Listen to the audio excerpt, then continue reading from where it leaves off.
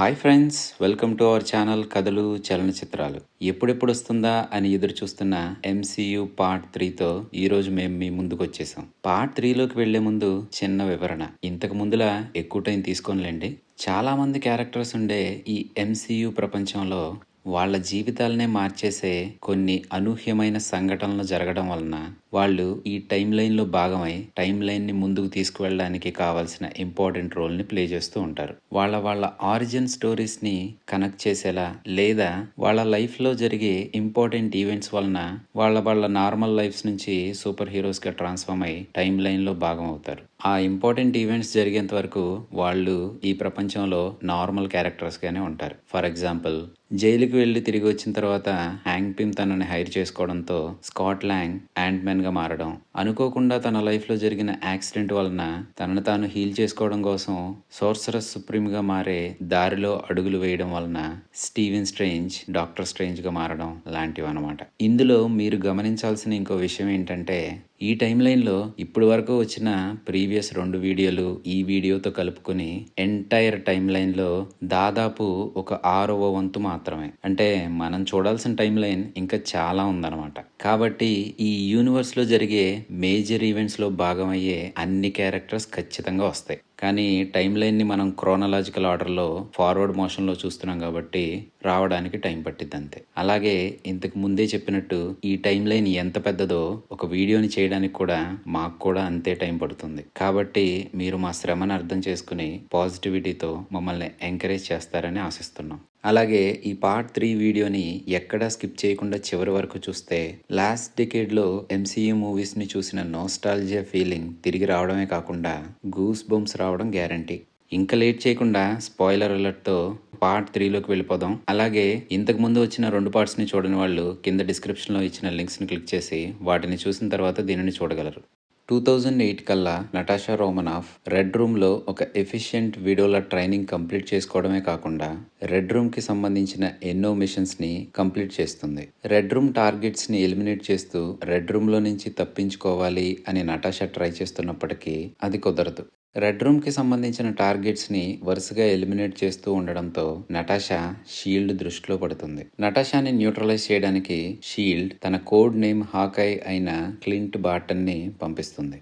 క్లింట్కి నటాషాలో మంచి కనిపించడంతో తను షీల్డ్కి ఒక మంచి స్పైగా తను వర్క్ చేయగలదు అని అనిపించడంతో తనకి ఒక అవకాశం ఇస్తాడు. నటాషా షీల్డ్లో జాయిన్ అవ్వచ్చు, కానీ దానికంటే ముందు రెడ్ రూమ్ని డిస్ట్రాయ్ చేసి రెడ్ రూమ్కి జనరల్ అయిన డ్రేకోవ్ని చంపడం తనకు ఒక మిషన్గా ఇస్తారు. ఈ మిషన్లో తనకి హాకాయ్ హెల్ప్ చేస్తాడు కాబట్టి వాళ్ళిద్దరూ బుడాపెస్ట్లో డ్రేకోవ్ని చంపడానికి వెళ్తారు. అక్కడ నటాషా చేసిన పని తన జీవితం మొత్తం తనని వెంటాడుతూ ఉంటుంది. డ్రేకోవ్ ఉంటాడు అని ఒక బిల్డింగ్ దగ్గర వెయిట్ చేస్తున్న నటాషా డ్రేకోవ్ కూతురు ఆ బిల్డింగ్లోకి వెళ్లేంత వరకు వెయిట్ చేసి తను ఆ బిల్డింగ్లోకి వెళ్ళింది కాబట్టి డ్రేకోవ్ కూడా అక్కడే ఖచ్చితంగా ఉంటాడు అని కన్ఫర్మ్ చేసుకున్నాక ఆ బిల్డింగ్ని పేల్చేయమని హాకాయ్తో చెప్తుంది. వాళ్ళు అనుకున్నట్టుగా డ్రేకోవ్ని చంపేశాం, రెడ్ రూమ్ని డిస్ట్రాయ్ చేశాం అనుకున్న తర్వాత అక్కడున్న స్పెషల్ ఫోర్సెస్తో వాళ్ళు ఫైట్ చేయడానికి అవుట్ నెంబర్డ్ కాబట్టి నటాషా అండ్ క్లింట్ ఒక 10 days అక్కడే దాక్కుని తర్వాత అక్కడి నుంచి ఎస్కేప్ అవుతారు. కానీ నటాషాకి తెలియని విషయం ఏంటంటే డ్రేకోవ్ చావడు, అలాగే రెడ్ రూమ్ కూడా ఇంతకు ముందు కంటే చాలా స్ట్రాంగ్గా గ్రో అవుతుంది. అలాగే తన సిస్టర్ అయిన ఎలినా ఇంకా ఒక విడోలా రెడ్ రూమ్లోనే ట్రాప్ అయిపోయింది అన్న విషయం నటాషాకి తెలియదు. అలాగే 2008 కల్లా టోనీ స్టార్క్ గ్లోబల్ వార్ఫేర్కి కావాల్సిన అడ్వాన్స్డ్ వెపనరీస్ని డిజైన్ చేసి తన కంపెనీ నుంచి సప్లై చేస్తూ ఉంటాడు. చాలామంది తనని ఆయుధాలమ్మి సొమ్ము చేసుకుంటున్నాడు అన్నప్పటికీ బిలీనీర్ అయ్యుండి ప్లేబాయ్ లైఫ్ని లీడ్ చేయడంతో అలాంటివేమీ పట్టించుకోడు. టోనీ తను రీసెంట్గా డిజైన్ చేసిన జెరికో మిసైల్ డెమో ఇవ్వడానికి ఆఫ్ఘనిస్తాన్ వెళ్ళినప్పుడు తనని 10 రింగ్స్ అనే టెర్రరిస్ట్ ఆర్గనైజేషన్ గ్రూప్ ఆల్మోస్ట్ చంపేబోయి క్యాప్చర్ చేస్తుంది. నిజానికి టోనీ స్టార్ పై ఈ అటాక్ చేయించింది తన పార్ట్నర్ అయిన ఓబడై. హోవర్డ్ స్టార్క్ చనిపోవడంతో కంపెనీ తన చేతికొచ్చింది అనుకుంటున్న టైంలో జీనియస్ అయిన టోనీ స్టార్క్ వచ్చి కంపెనీని ఎఫిషియెంట్గా తన హ్యాండ్ ఓవర్లోకి తెచ్చుకుంటున్నాడు అని తనని దారిలో నుంచి తప్పిస్తే కంపెనీ మళ్ళా తిరిగి తన చేతిలోకి వస్తుందని ఈ టూర్లో తనపై అటాక్ని ప్లాన్ చేపిస్తాడు. కానీ ఆ 10 రింగ్స్ వాళ్ళు చంపడానికి ఒప్పుకుంది ద గ్రేట్ టోనీ స్టార్క్ అని తెలియడంతో ఓబిడై వాళ్ళకి ఇస్తానన్న పేమెంట్ చాలా తక్కువ అని రియలైజ్ అయ్యి టోనీని వాళ్ళ దగ్గరే క్యాప్టివిటీలో ఉన్న ఇన్సన్ అనే డాక్టర్తో బ్రతికేలా చేస్తారు. అలాగే వాళ్ళకు కూడా ఒక జెరికో మిసైల్ని డిజైన్ చేయమని, లేకపోతే చంపేస్తామని టోనీకి వార్నింగ్ ఇస్తారు. వాళ్ళు అడిగినట్టుగా జెరికో మిసైల్ని బిల్డ్ చేసినా చేయకపోయినా వాళ్ళు ఇటు తిరిగి చంపేస్తారు. లేదంటే ఒక వారంలో నేనే చనిపోయే అవకాశం ఉంది. ఇంకెందుకు చేయడం అని టోనీ అనుకుంటే, ద గ్రేట్ టోనీ స్టార్క్ లైఫ్లో ఇదే ఆఖరి వారం. దీంతో నువ్వేం చేయబోతున్నావు అని ఇన్సన్ ఇచ్చిన మోటివేషన్తో ఒక ఎక్సోస్కెలిటన్ని డిజైన్ చేస్తాడు. దానికంటే ముందు ఆ అటాక్లో పేలిన షెల్ నుంచి వచ్చిన షార్ప్నల్స్ తన హార్ట్లోకి వెళ్లకుండా ఉండేలా ఇన్సన్ పెట్టిన కార్ బ్యాటరీతో రన్ అయ్యే ఎలక్ట్రోమాగ్నెట్ని మినీ ఆర్క్ రియాక్టర్తో రీప్లేస్ చేస్తాడు. హోవర్డ్ స్టార్క్ దాదాపు 2 దశాబ్దాలు కష్టపడినా తన టైంలో టెక్నాలజీ అంతగా అభివృద్ధి చెందకపోవడంతో తను ఆర్క్ రియాక్టర్ని మొదలుపెట్టిన స్టేజ్ నుంచి అది ముందుకు వెళ్ళదు. కానీ టోనీ స్టార్క్ ఒక గుహలో క్యాప్టివ్ అయి ఉన్నప్పటికీ అక్కడ దొరికిన స్క్రాప్తో మినీ ఆర్క్ రియాక్టర్ని బిల్డ్ చేసి తన లైఫ్ని కాపాడుకుంటాడు. టోనీ ఇన్సన్తో చెప్పినట్టుగానే జెరికో మిసైల్ని బిల్డ్ చేయడానికి వాళ్ళు ఇచ్చిన పార్ట్స్ని యూజ్ చేసి ఎక్సోస్కెలిటన్ని బిల్డ్ చేస్తాడు. దాన్ని యూజ్ చేసి అక్కడి నుంచి ఎస్కేప్ అవుతాడు. కానీ తను ఎస్కేప్ అవడానికి ముందు తనకి హెల్ప్ చేస్తూ ఇన్సన్ చనిపోతాడు. గల్మిరా అనే ఒక చిన్న విలేజ్ నుంచి వచ్చిన తను ఇప్పుడు తన ఫ్యామిలీ దగ్గరికి వెళ్తున్నాను అని చెప్తూ, నీ జీవితాన్ని నువ్వు వేస్ట్ చేసుకోకు, దానిని ఏదో ఒక మంచికి ఉపయోగించు అని చెప్తూ ఇన్సన్ చనిపోతాడు.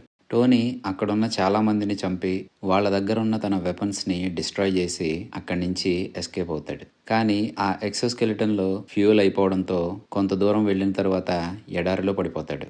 తన కోసమే దాదాపు 3 నెలలుగా వెతుకుతున్న స్పెషల్ ఫోర్సెస్ అలాగే తన బెస్ట్ ఫ్రెండ్ అయిన రోడీ తనని కనుక్కోవడంతో టోనీ ఇంటికి తిరిగి వస్తాడు. ఇంటికి తిరిగి వచ్చిన టోనీ ప్రెస్ మీట్లో తను అమెరికన్ సిటిజన్స్ని కాపాడడం కోసమే క్రియేట్ చేసిన వెపన్స్తో ఇన్నోసెంట్ పీపుల్ చనిపోతున్నారు అని, తన కంపెనీలో ఉండే వెపన్స్ డివిజన్ని కంప్లీట్గా షట్ డౌన్ చేస్తున్నాను అని అనౌన్స్ చేస్తాడు. కేవ్లో స్క్రాప్ నుంచి క్రియేట్ చేసిన ఆర్క్ రియాక్టర్ని ఇంకా బెటర్ అండ్ ఎఫిషియెంట్ వర్షన్తో రీప్లేస్ చేస్తాడు. మొదటి దాన్ని పడేయమని తన అసిస్టెంట్ అలాగే తనకి చాలా క్లోజ్ అయిన పెప్పర్ పాట్స్కి చెప్తే, పెప్పర్ చాలా సెంటిమెంట్ అవడంతో దానిని పడేయకుండా జాగ్రత్తగా స్టోర్ చేసి దానిపైన proof that Tony Stark has a heart అని రాసి ఉంచుతుంది. టోనీ తన ఏఐ కంపెనీనైన జార్విస్తో కలిసి తన ఎక్సోస్కెలిటన్ డిజైన్ని అప్గ్రేడ్ చేస్తూ మార్క్ 2ని డిజైన్ చేస్తాడు. అదే ఐరన్ మ్యాన్ సూట్. ఆ సూట్ లిమిట్స్ని టెస్ట్ చేస్తూ దాంట్లో ఉండే ఇంజనీరింగ్ ప్రాబ్లమ్స్ని సాల్వ్ చేస్తూ ఎప్పటికప్పుడు కొత్త ఫీచర్స్ని దాంట్లో యాడ్ చేస్తూ ఉంటాడు. ఒకరోజు స్టార్క్ స్పాన్సర్డ్ చారిటీకి వెళ్ళి అక్కడున్న పెప్పర్ పాట్స్తో క్లోజ్ అవుతాడు. వాళ్ళిద్దరి మధ్య ఎప్పటి నుంచో ఒక స్పార్క్ ఉండడంతో అది ముందుకు వెళ్ళబోతుంది అనే టైంలో తను బ్యాన్ చేసిన వెపన్స్ డివిజన్ నుంచే ఇంకా వెపన్స్ సప్లై అవుతున్నాయి అని తెలియడం, అది సప్లై చేసేది కూడా తన పార్ట్నర్ అయిన ఓబెడై అని తెలియడంతో వెళ్ళి తనని అడుగుతాడు. ఓబెడై, నేను వెపన్స్ని సప్లై చేయడమే కాకుండా నిన్ను బోర్డులో నుంచి పీకేద్దాం అని నీ వెనకాల ప్లాట్ చేస్తున్నా అని చెప్పేస్తాడు. దాంతో కోపం వచ్చిన టోనీ ఇంటికి తిరిగి వచ్చేస్తే అప్పుడే న్యూస్లో గల్మిరా అనే విలేజ్ పై టెర్రరిస్ట్ అటాక్ చేస్తున్నారు అని రావడంతో ఆఫ్ఘనిస్తాన్లో టెర్రరిస్ట్ నుంచి తప్పించుకోవడానికి తనకి హెల్ప్ చేస్తూ చనిపోయిన ఇన్సన్ ఏ విలేజ్ నుంచి అయితే వచ్చానో అని చెప్పాడో అదే విలేజ్ పై తను బ్యాన్ చేసిన వెపన్స్తోనే టెర్రరిస్ట్ ఇంకా ఆ విలేజ్ పై అటాక్ చేస్తున్నారు అని న్యూస్లో కనపడడంతో తన ఐరన్ మ్యాన్ సూట్ అయిన మార్క్ 2ని తీసుకుని ఆ విలేజ్కి వెళ్తాడు. అక్కడున్న ప్రజలపై టెర్రరిస్ట్ అరాచకాలు చేస్తూ ఉంటే సరిగ్గా అదే టైంకి ఆకాశం నుంచి తన హైటెక్ ఆర్మర్తో సూపర్ హీరో ల్యాండింగ్ చేసిన టోనీ అక్కడున్న వాళ్ళందరినీ చిత్తుగా ఓడించి అక్కడున్న ఆ టెర్రరిస్ట్ లీడర్ని మీకు నచ్చింది చేసుకోండి అని ఆ గల్మిరా ప్రజలకు అప్పచెప్పి తను టేకాఫ్ అవుతాడు. దూరంగా ఉన్న గ్రూప్ మళ్ళీ తనపై ట్యాంకర్తో అటాక్ చేయడంతో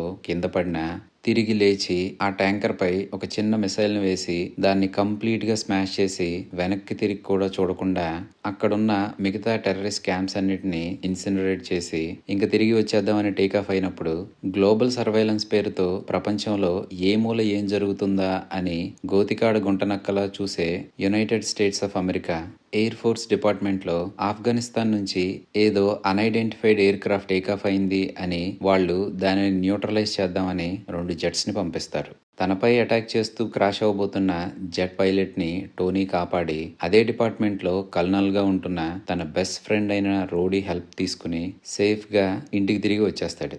ఇంటికి తిరిగి వచ్చిన టోనీ పెప్పర్తో ఓబెడై తనని మోసం చేస్తున్నాడని తన కంప్యూటర్లో ఉన్న సీక్రెట్ ఫైల్స్ని తీసుకురమ్మని చెప్తాడు. పెప్పర్ ఓబెడై కంప్యూటర్లో సీక్రెట్ ఫైల్స్ కోసం చూస్తూ ఉంటే నిజానికి టోనీ స్టార్పై అటాక్ జరగడం, తను క్యాప్టివ్ అవ్వడానికి అసలైన కారణం ఓబెడై అని పెప్పర్కి తెలుస్తుంది. తను ఆ సీక్రెట్ ఫైల్స్ అలాగే దానికి సంబంధించిన ప్రూఫ్ని తీసుకుని వెళ్ళిపోతూ ఉంటే తన గురించి పెప్పర్కి తెలిసిపోయింది అనుకున్న ఓబెడై తన ఇంజనీర్స్ దగ్గరికి వెళ్ళి ఆర్క్ రియాక్టర్ని క్రియేట్ చేయమంటే అది చేయడం మా వల్ల కాదు అని వాళ్ళు చేతులెత్తేస్తారు. దాంతో టోనీ దగ్గరికి వెళ్ళి షార్ట్ టర్మ్ పెరాలసిస్ని ఇండ్యూస్ చేసే ఫ్రీక్వెన్సీ మాడ్యులేటర్ని యూజ్ చేసి టోనీని ప్యారలైజ్ అయ్యేలా చేసి తన దగ్గర ఉన్న ఆర్క్ రియాక్టర్ని తీసేసుకుంటాడు. అలాగే అంతకు ముందే terrorist group Tony Stark escape అయినప్పుడు మిగిలిపోయిన ఎక్సోస్కెలిటన్ పార్ట్స్ అన్నిటిని కలెక్ట్ చేసి ఉంచడంతో వాళ్ళ దగ్గర నుంచి దానిని కూడా తీసుకువచ్చి తన దగ్గర ఉన్న ఇంజనీర్స్తో దాన్ని ఒక మెషిన్లో తయారు చేపిస్తాడు.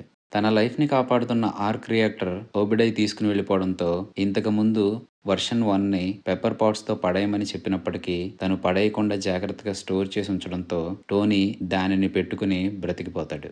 ఓబెడైని అరెస్ట్ చేయించడానికి పెప్పర్ షీల్డ్ ఏజెంట్ అయిన కల్సన్తో వస్తే తన మీద అటాక్ చేయించి ఇప్పుడు తన ఆర్క్ రియాక్టర్ని తీసుకువెళ్ళిపోయిన ఓబెడైని న్యూట్రలైజ్ చేయడానికి టోనీ తన ఐరన్ మ్యాన్ సూట్తో వస్తాడు.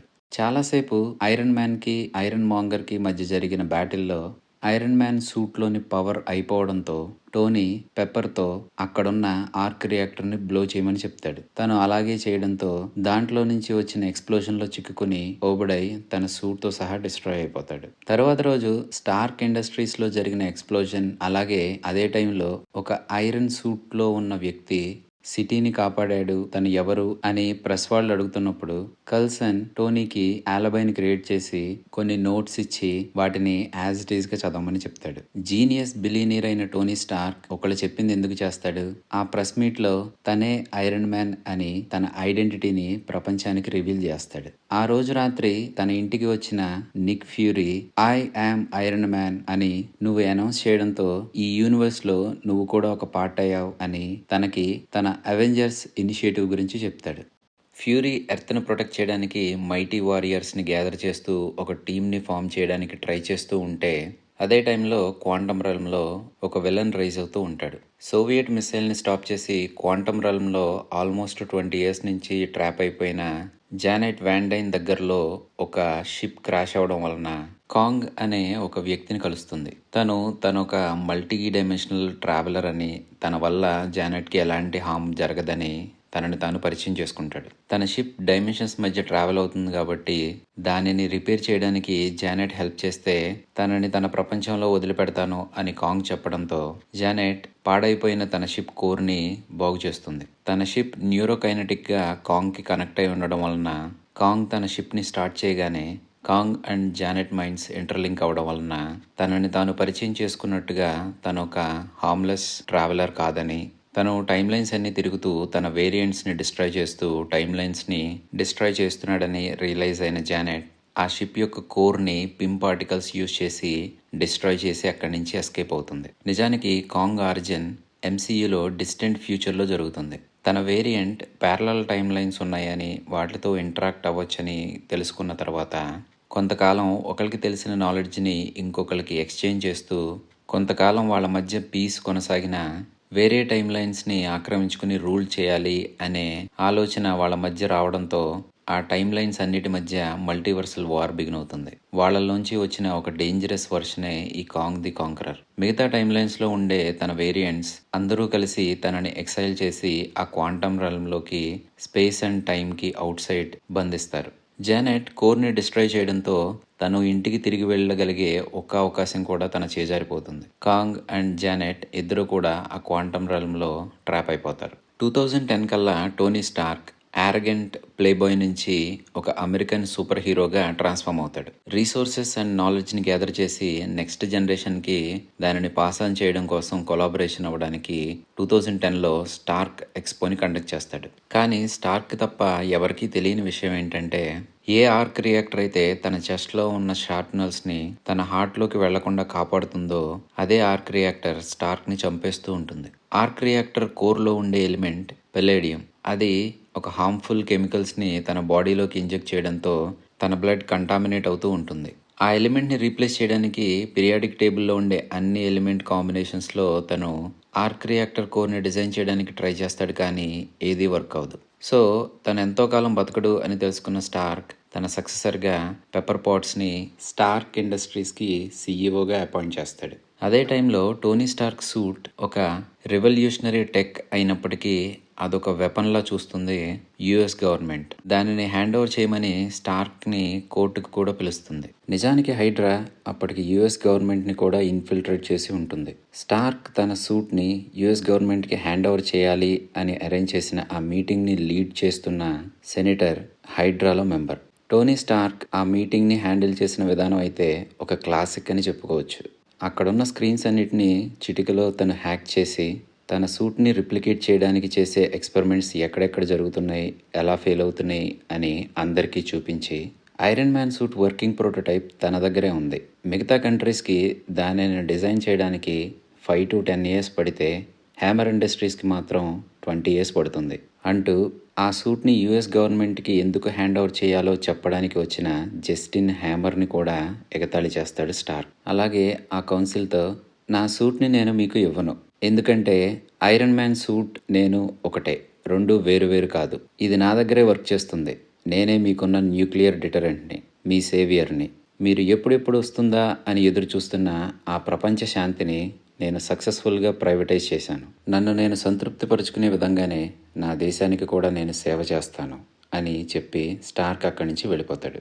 అలాగే పెప్పర్ ఇప్పుడు స్టార్క్ ఇండస్ట్రీస్‌కి సీఈఓగా ప్రమోట్ అయింది కాబట్టి తన అసిస్టెంట్‌గా ఎవరినైనా కావాలి అని స్టార్క్ అడిగితే పెప్పర్ నటాషా రోమనాఫ్‌ని అపాయింట్ చేస్తుంది. వాళ్ళకి తెలిసినంత వరకు తను ఒక మోడల్ అండ్ గుడ్ అసిస్టెంట్. కానీ స్టార్క్‌ని మానిటర్ చేయడానికి ఫ్యూరీ పంపించిన షీల్డ్ ఏజెంట్ నటాషా. కొన్ని రోజుల తర్వాత మోనకోలో జరిగిన F1 రేస్‌కి వెళ్ళిన స్టార్క్ దాంట్లో పార్టిసిపేట్ చేయడానికి డిసైడ్ అవుతాడు. అలాంటి అవకాశం కోసమే ఎదురు చూస్తున్న ఐవెన్ వ్యాంకో, సన్ ఆఫ్ యాంటన్ వ్యాంకో ఎవరినైతే హవర్డ్ స్టార్క్ డిపోర్ట్ చేపించి తన కెరీర్‌ని నాశనం చేశాడని అనుకుంటున్నాడో, అతను వాళ్ళ ఫాదర్ దగ్గర నుంచి తీసుకున్న నాలెడ్జ్ అండ్ ఆర్క్ రియాక్టర్‌కి సంబంధించిన డిజైన్స్‌తో ఆర్క్ రియాక్టర్‌తో రన్ అయ్యే విప్స్‌ని క్రియేట్ చేసుకుని స్టార్క్ మీద అటాక్ చేస్తాడు. పెప్పర్ పాట్స్ అలాగే తన డ్రైవర్ కమ్ బాడీగార్డ్ అయిన హ్యాపీ హోగన్ హెల్ప్ చేయడంతో స్టార్క్ మార్క్ 5 ఐరన్ మ్యాన్ సూట్‌తో తనని ఓడిస్తాడు. అలాగే ఐవెన్ వ్యాంకో ఇప్పుడు జైలుకి వెళ్తాడు.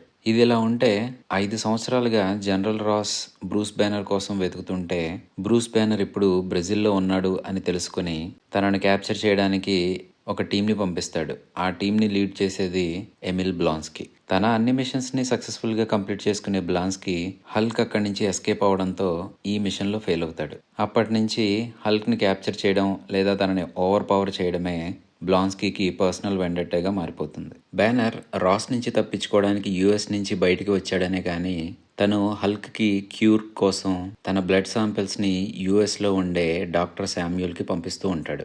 డాక్టర్ మంచి ప్రోగ్రెస్ ఉంది కానీ దీనిని ఇంకా ముందుకు తీసుకువెళ్ళాలంటే ఇనిషియల్ టెస్ట్ ఎక్స్పెరిమెంట్కి సంబంధించిన శాంపిల్స్ కావాలి అని అనడంతో బ్లాన్స్కీ అటాక్ నుంచి తప్పించుకున్న తర్వాత యునైటెడ్ స్టేట్స్కి తిరిగి వస్తాడు. అదే టైంలో యునైటెడ్ స్టేట్స్లో టోనీ స్టార్క్ని తన సూట్ని హ్యాండ్ ఓవర్ చేయమని యూఎస్ గవర్నమెంట్ అడిగితే ఆ టెక్ ఇప్పుడు తన దగ్గర తప్ప ఎవరి దగ్గర లేదు, అలాగే క్రియేట్ చేయడానికి కూడా చాలా టైం పడుతుంది అని అన్నప్పటికీ సేమ్ ఆర్క్ రియాక్టర్ మీద డ్రైవ్ అయ్యే విప్స్తో తన మీదే అటాక్ చేసిన ఐవన్ని చూసిన తర్వాత యూఎస్ గవర్నమెంట్ టోనీ స్టార్క్ సూట్ని తీసేసుకోవాలి అని ప్రెషర్ చేస్తుంది. రోడీ టోనీతో నువ్వు ఇలా రెక్లెస్గా చేసే స్టంట్స్ వల్ల యూఎస్ గవర్నమెంట్ నీ సూట్ని ఎప్పుడు తీసుకుందామా అని ఎదురు చూస్తుంది. కాబట్టి నువ్వు ఆ సూట్ని కేర్ఫుల్గా యూజ్ చేయకపోతే నేనే ఆ సూట్ని తీసేసుకోవాల్సిన పరిస్థితి వస్తుంది అని వార్న్ చేస్తాడు. టోనీ స్టార్క్కి కాంపిటేటర్గా తను ఎదగలేను అని జస్టిన్ హ్యామర్కి తెలుసు కాబట్టి స్టార్క్ సూట్ లాంటి టెక్తోనే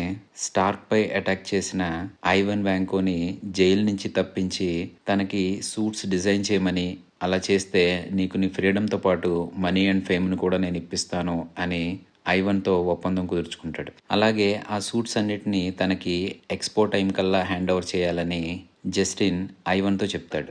దానికి ఐవన్ ఒప్పుకుంటాడు కానీ ఐవన్ మైండ్లో స్టార్క్ మీద రివెంజ్ మాత్రమే ఉంటుంది. ఇది ఇలా ఉంటే ఆస్గార్డ్లో థార్కి ట్రబుల్ ఎదురవుతుంది. తనకి 9 రెల్మ్స్ ప్రొటెక్టర్గా కరోనేషన్ జరిగే టైంలో యోడిన్హైమ్కి సంబంధించిన ఫ్రాస్ట్ జెయింట్స్ యాస్గార్డ్ మీద అటాక్ చేస్తారు. ఓడిన్ హ్యాండ్ ఓవర్లో ఉన్న క్యాస్కేట్ ఆఫ్ ఏన్షియంట్ వింటర్స్ని దొంగతనం చేసి పారిపోదాం అనుకుంటే ఓడిన్ క్రియేట్ చేసిన ద డిస్ట్రాయర్ వాళ్ళని ఈజీగా చంపేస్తుంది. థార్ అప్పటికి కుర్రోడు కాబట్టి తనకి యుద్ధకాంక్ష బాగా ఉండడంతో ఫ్రాస్ట్ జెయింట్స్ యాస్గార్డ్ లోపలికి వచ్చి మన మీదే అటాక్ చేసేంత వరకు వచ్చారంటే రేపొద్దున ఏదైనా చేయగలరు, కాబట్టి మనమే వాళ్ళ మీద యుద్ధం చేయాలి అని అంటాడు. కానీ ఓడిన్ ఇది కొంతమంది పని, వచ్చిన వాళ్ళు దానికి ప్రైస్ని పే చేశారు, మనం దీన్ని వంకగా పెట్టుకుని మనమే యుద్ధాన్ని స్టార్ట్ చేయకూడదు అని అంటాడు. కానీ థార్కి ఆ మాటలు చెవికెక్కవు. తన బ్రదర్ అయిన లోకిని తన ఫ్రెండ్స్ని తీసుకుని యోడిన్హైమ్కి వెళ్తాడు.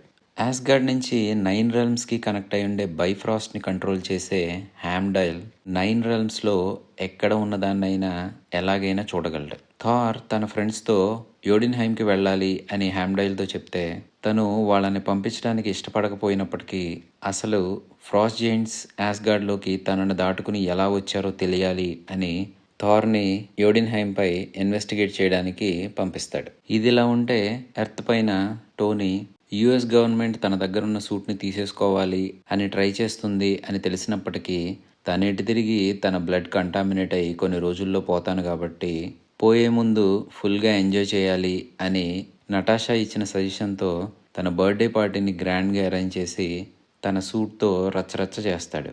ఇది చూసి నచ్చని రోడీ, నువ్వు ఆ సూట్ని వేసుకోవడానికి అనర్హుడివి, దానిని నువ్వు సరిగ్గా యూజ్ చేయట్లేదు కాబట్టి నీ దగ్గర నుంచి నేను దాన్ని తీసుకువెళ్ళిపోతాను అని స్టార్క్ బిల్డ్ చేసిన కొన్ని సూట్స్లో ఒక సూట్ని తీసుకుని తనతోనే ఫైట్ చేసి అక్కడి నుంచి ఆ సూట్ని తీసుకువెళ్ళిపోయి యుఎస్ ఎయిర్ ఫోర్స్కి హ్యాండ్ ఓవర్ చేస్తాడు.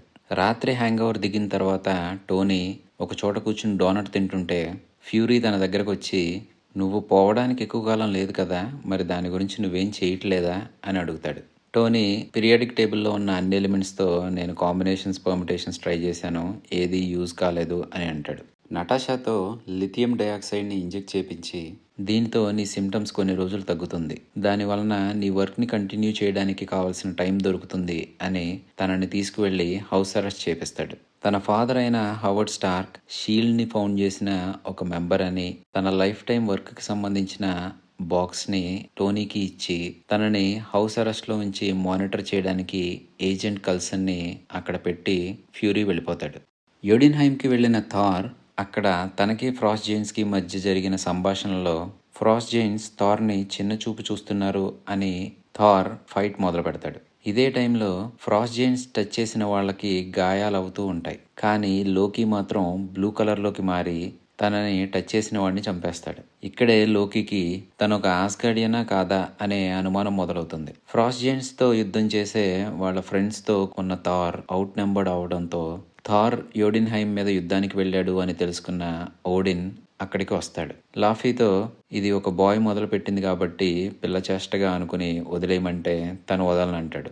దాంతో థార్ తన ఫ్రెండ్స్ అందరినీ తీసుకుని ఓడిన్ యాస్గార్డ్కి తిరిగి వెళ్ళిపోతాడు. థార్ అలాగే తన ఫ్రెండ్స్ని తీసుకుని యాస్గార్డ్కి రీచ్ అయిన ఓడిన్, నీకింకా పిల్ల చేష్టలు పోలేదు, 9 రెల్మ్స్కి నిన్ను ఒక ప్రొటెక్టర్ని చేద్దాం అనుకుంటే నువ్వు ఆలోచన లేకుండా ఒక రేస్ మీద యుద్ధానికి వెళ్ళావు అని అంటాడు. థార్కి ఓడిన్కి మధ్య జరిగిన హీటెడ్ ఆర్గ్యుమెంట్లో థార్కి ఎలాగైనా బుద్ధి చెప్పాలని ఓడిన్ థార్ని యాస్గార్డ్ నుంచి క్యాస్ట్ అవుట్ చేసి ఎర్త్ మీదకి పంపించేస్తాడు.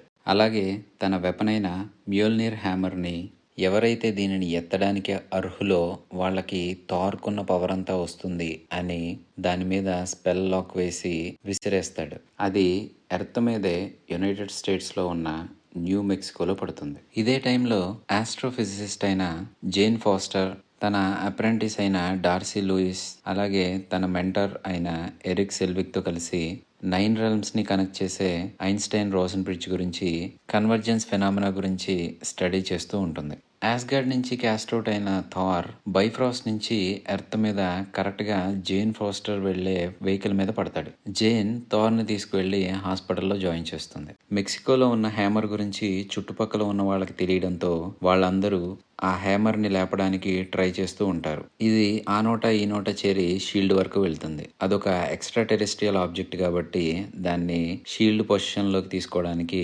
ఫ్యూరీ కల్సన్ని స్టార్క్ హౌస్ నుంచి దానికి రీడైరెక్ట్ చేస్తాడు. ఫ్యూరీ ఇచ్చిన హవర్డ్ స్టార్క్కి సంబంధించిన బాక్స్ను ఓపెన్ చేసిన టోనీకి తన ఫాదర్ రికార్డ్ చేసిన ఒక వీడియో దొరకడం, దాంట్లో వాళ్ళ నాన్న నేను ఇప్పటి వరకు క్రియేట్ చేసిన వాటన్నిటిలోకి గ్రేటెస్ట్ ఇన్వెన్షన్ నువ్వే అని చెప్పడంతో తన చిన్నప్పటి నుంచి వాళ్ళ నాన్న తనని హేట్ చేస్తున్నాడు అనుకుంటున్న టోనీ స్టార్క్కి ఒక కంఫర్ట్ దొరుకుతుంది. అలాగే వాళ్ళ నాన్న చూపించిన స్టార్క్ ఎక్స్పోకి సంబంధించిన నమూనాలో పీరియాడిక్ టేబుల్లో లేని ఒక ఎలిమెంట్ని సింథసైజ్ చేయడానికి కావాల్సిన మెటీరియల్ ఉందని స్టార్క్ రియలైజ్ అవుతాడు. దానిని సింథసైజ్ చేయడానికి కావాల్సిన ఇంజనీరింగ్ వర్క్ని చేస్తుంటే కల్సన్ వచ్చి నాకు మెక్సికోలో ఒక మిషన్ వచ్చింది, నేను అక్కడికి వెళ్తున్నాను అని చెప్పి వెళ్ళిపోతాడు. టోనీ స్టార్క్ ఆ న్యూ ఎలిమెంట్ని సింథసైజ్ చేసి తన ఆర్క్ రియాక్టర్లో కోర్ ఎలిమెంట్ అయిన టాక్సిక్ పెలోడియంని దానితో రీప్లేస్ చేస్తాడు.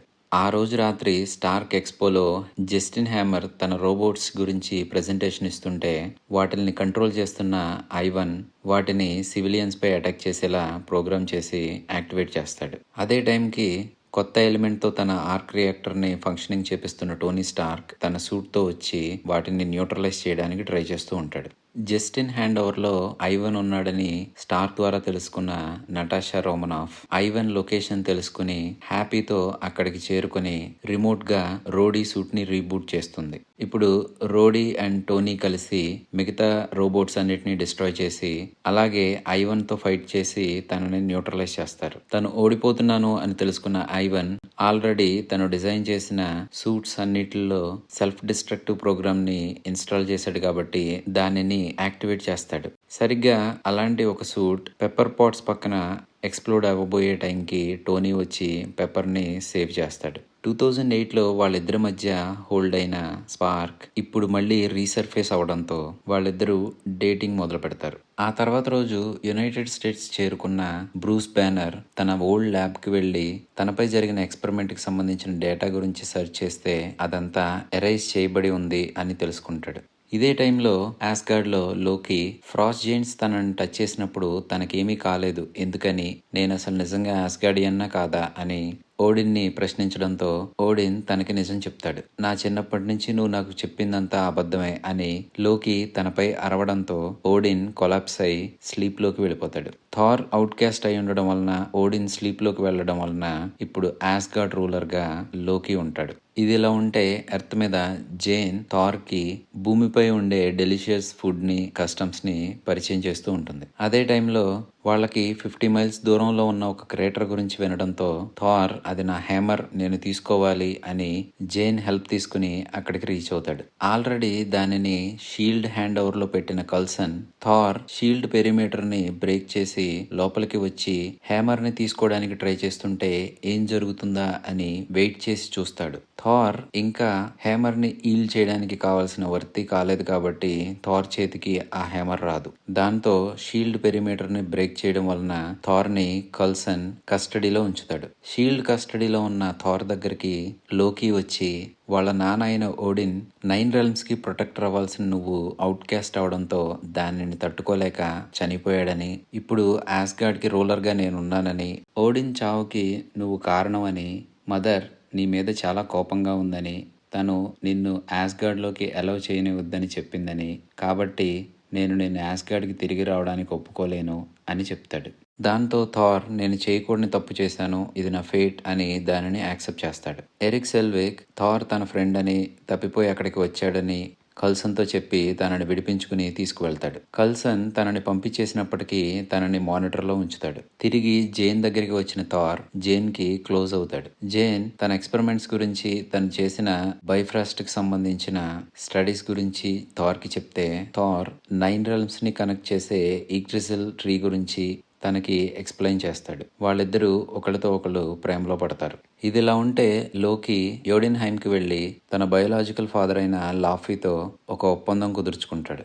ఫ్రాస్ట్ జెయింట్స్ని ఆస్గార్డ్లోకి తను అలౌ చేస్తానని, దానికి బదులుగా వాళ్ళు ఓడిన్ని చంపాలి అని అంటాడు. వాళ్ళకు కావాల్సింది కూడా ఎప్పటి నుంచో అదే కాబట్టి వాళ్ళు దానికి ఒప్పుకుంటారు. కానీ నిజానికి లోకి ప్లాన్ వేరు. వీళ్ళని ఆస్గార్డ్లోకి పిలిపించి ఓడిన్ని వీళ్ళు చంపే టైంలో తనే వీళ్ళని చంపేసి ఓడిన్కి తను కింగ్ అవడానికి కావాల్సిన అర్హత ఉన్నవాడిగా చూపించుకోవాలనుకుంటాడు. ఫ్రాస్ట్ జెయింట్స్తో డీల్ కుదుర్చుకున్న లోకి యాస్గార్డ్కి తిరిగి వచ్చినప్పుడు హ్యామ్డైల్ తనపై అనుమానపడతాడు. లోకి యోడిన్హైమ్ మీదకి వెళ్ళినప్పుడు తనని హ్యామ్డైల్ చూడలేకపోయాడని, యాస్గార్డ్ నుంచి వేరే రెల్మ్స్కి వెళ్ళడానికి సీక్రెట్ పాసేజెస్ అన్ని లోకికి తెలుసు కాబట్టి మొదటిసారి ఫ్రాస్ట్ జెయింట్స్ యాస్గార్డ్లోకి రావడానికి లోకినే కారణం అని హ్యామ్డైల్ లోకిపై ఒక కన్నేసి ఉంచుతాడు. ఇది ఇలా ఉంటే తన ఎక్స్పెరిమెంట్స్ డేటా కోసం యుఎస్ వచ్చిన బ్రూస్ బ్యానర్ ఎవరికీ కనపడకుండా తిరుగుతూ ఉంటే బెటీ రాస్ తనని పట్టుకుంటుంది. తను యుఎస్కి ఎందుకు తిరిగి వచ్చాడో బ్రూస్ బెట్టీకి చెప్తే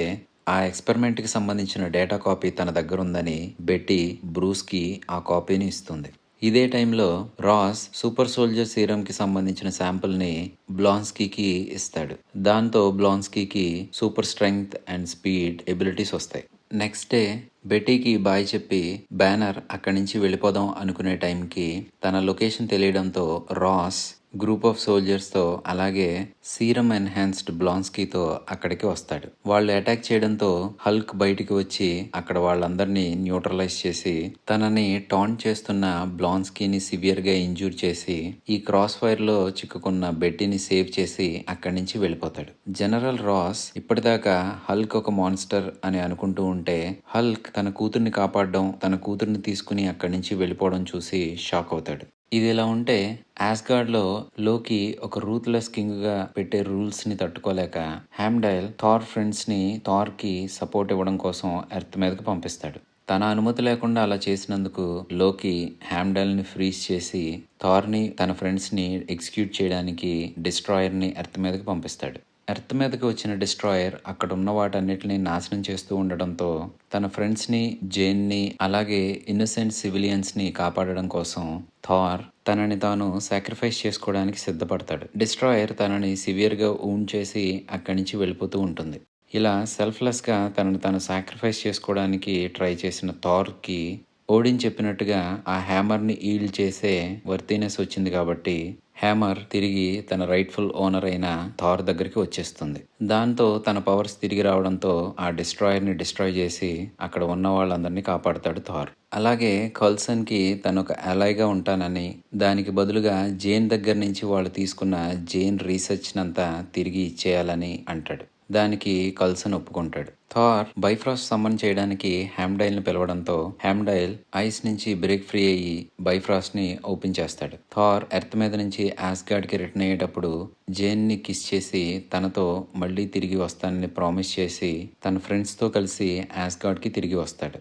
అదే టైంలో లోకి తను ఇనిషియల్గా ప్లాన్ చేసుకున్నట్టుగానే ఫ్రాస్ట్ జెయింట్స్ కింగ్ అయిన లాఫీని యాస్గార్డ్కి తీసుకువచ్చి లాఫీ ఓడిని చంపడానికి ముందే తనే లాఫీని చంపి ఫ్రాస్ట్ జెయింట్స్ వాళ్ళకి ఎప్పటికైనా ఒక థ్రెట్ కాబట్టి వాళ్ళ ప్లానెట్ మొత్తాన్ని డిస్ట్రాయ్ చేయాలి అన్నట్టుగా ప్రొజెక్ట్ చేసి బైఫ్రాస్ట్తో యోడిన్హైమ్ని డిస్ట్రాయ్ చేయడానికి ట్రై చేస్తూ ఉంటాడు. యోడిన్హైమ్ ఫ్రాస్ట్ జెయింట్స్తో మొదట థార్ ఫైట్ చేద్దాం అని అనుకున్నప్పటికీ పగతో ఒక రేస్ మొత్తాన్ని సమూలంగా నాశనం చేయడం అనేది థార్కి ఇష్టం లేకపోవడం వలన లోకిని ఆ అటాక్ ఆపమని ఎంత అడిగినా లోకి ఆపకపోవడంతో ఇంక చేసేది లేక తన హ్యామర్తో బైఫ్రాస్ట్ని డిస్ట్రాయ్ చేస్తాడు థార్.